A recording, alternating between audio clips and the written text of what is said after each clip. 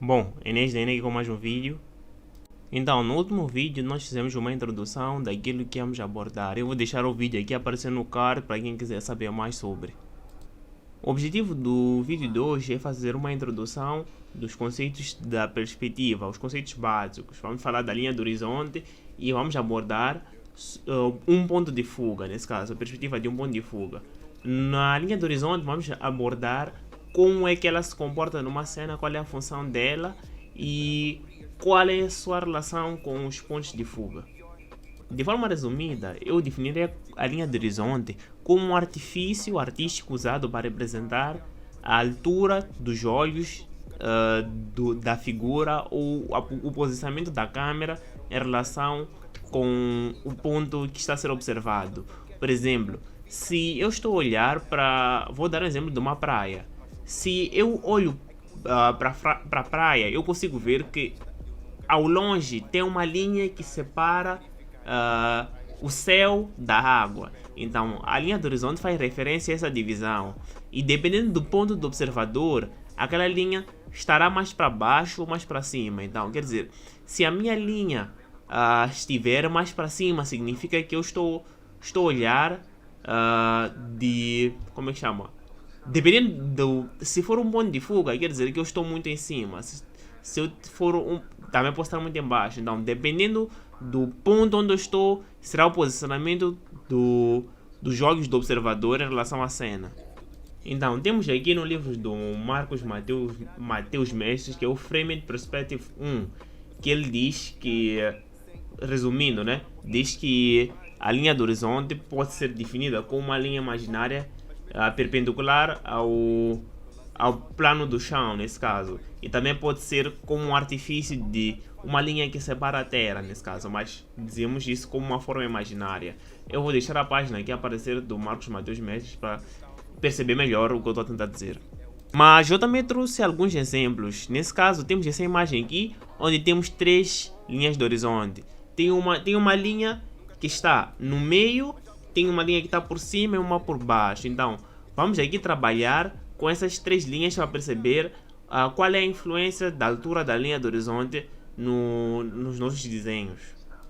Então, com essas três linhas do horizonte, vamos fazer essa comparação para ver qual é o impacto e também vamos introduzir o ponto de fuga. O que seria o ponto de fuga? De forma resumida, um ponto de fuga seria o ponto onde todas as linhas paralelas vão se encontrar. Nesse caso, pela limitação da visão humana, ao longe, se nós estivermos num local muito estreito, tipo uma rua muito estreita ou, por exemplo, uma linha férrea, fica a parecer que no final, lá ao fim, os trilhos da linha parece que se tocam, mas isso é pelo limite da nossa visão. Então, essa abstração, essa transformação ou essa forma de ver que nós tentamos transmitir no papel, nós tentamos criar essa ilusão que provém da limitação do olho humano. Então, tentamos transmitir isso para o papel. Então, o ponto de fuga seria a tentativa de representar um fenômeno que ocorre naturalmente no papel para criar a ilusão de profundidade, nesse caso.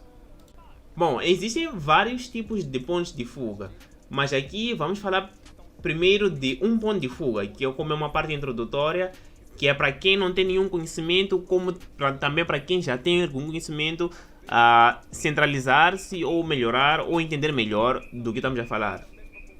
Então, vou dar um exemplo aqui com essa linha de horizonte que nós temos centralmente.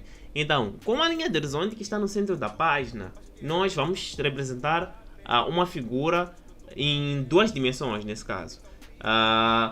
Nós, se posicionarmos o objeto no centro da página, por exemplo, esse quadrado que tenho aqui, ou retângulo, dependendo de como vamos observar quanto ao comprimento e as dimensões, nesse caso.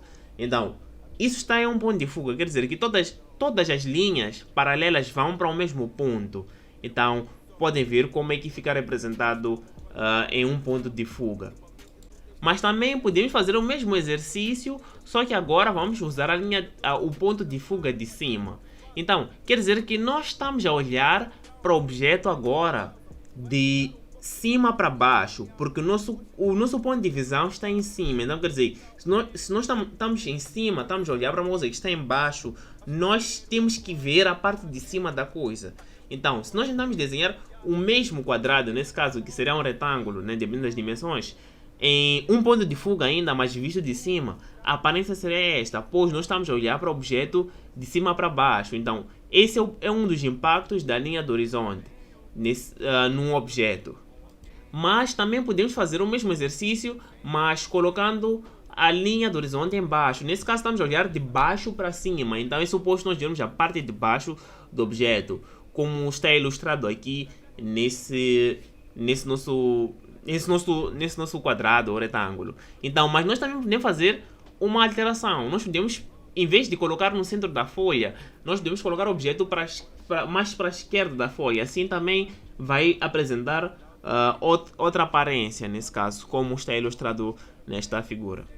Bom, então, essa foi a parte teórica que eu quis deixar de uma forma muito resumida e direta ao ponto. E agora vamos para a parte prática, que é para perceberem como aplicar isso diretamente. Então, eu vou deixar aqui alguns exercícios que é para praticarem durante uma semana, e seria exatamente isto.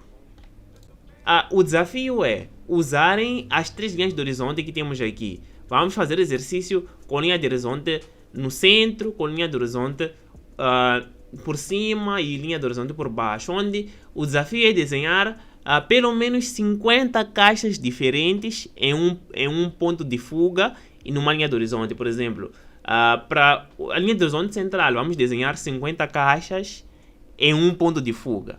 Depois, em qualquer posição da folha, nesse caso. E depois, com a linha de horizonte em cima, vamos fazer o mesmo. 50 caixas com um ponto de fuga.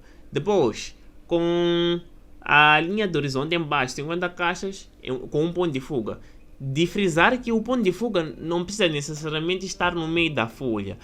Podemos deslocar ele para qualquer ponto. Isso já é uma escolha, dependendo de que resultado queremos buscar. Então, esses conteúdos eu estou a tirar como base nos 2 livros que eu falei aqui, Framed Perspective 1 e How to Draw in Sketch, do Scott Robertson. Então, a parte teórica em si eu tirei do Framed Perspective 1, e a parte prática eu tirei como exemplo do livro do How to Draw, mas os 2 livros trabalham em uma correlação que dá para estudar com os 2 e fazer um trabalho excelente. Então, este aqui seria o método que vamos usar para trabalhar nessa parte de perspectiva. Então, para quem quiser partilhar seus desenhos ou também ter um feedback das práticas que está a fazer, tenho aqui o nosso servidor Discord, que pode entrar lá para compartilhar, falar com pessoas que desenham também e criar uma comunidade de autoajuda, ajuda aos outros e reciprocidade no que tange a parte da arte ou outras coisas também. E também de frisar que eu tenho uma conta de arte no Instagram para quem quiser acompanhar, se inspirar talvez. O link estará aqui na descrição ou também no comentário fixado do vídeo. Então, muito obrigado por quem esteve até aqui. Espero que pratiquem. Até a próxima semana. Valeu e fui.